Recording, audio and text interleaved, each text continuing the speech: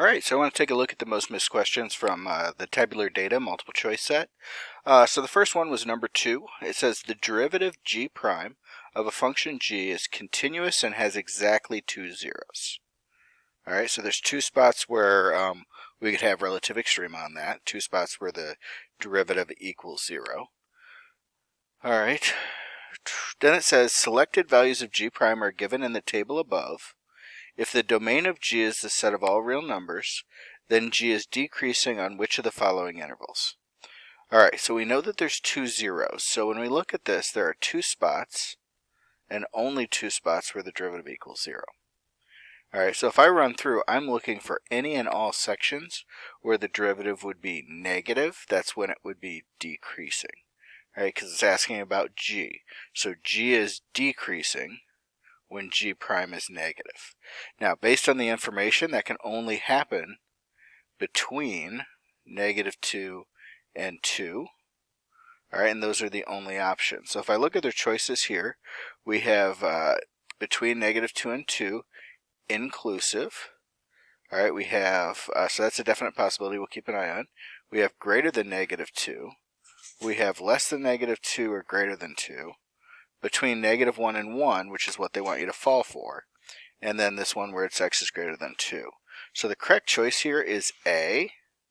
The most common distractor on this one is B, and again, that's because people look at the graph and they just see, oh, it's just negative for these 3, but we know this is a breakpoint and this is a breakpoint, so everything between there has to be negative because there's exactly 2 zeros and we have a continuous function. So A is the correct choice on number 2.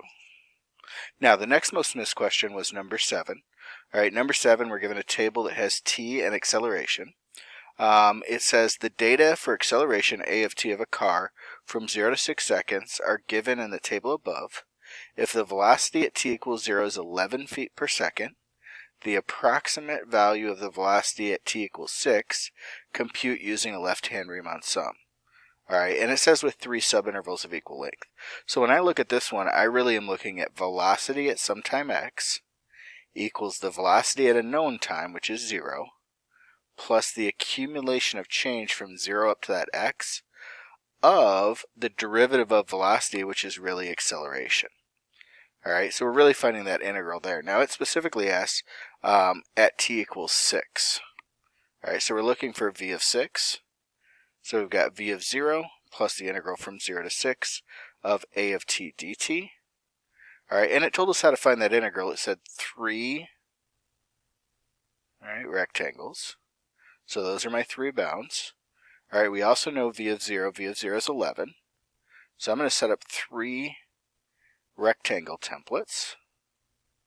All right, each of those has a width of 2. All right, and it said left hand, so I'm going to use the left side of the first one, which will give me a height of 5. Left side of the second one, which will give me a height of 2.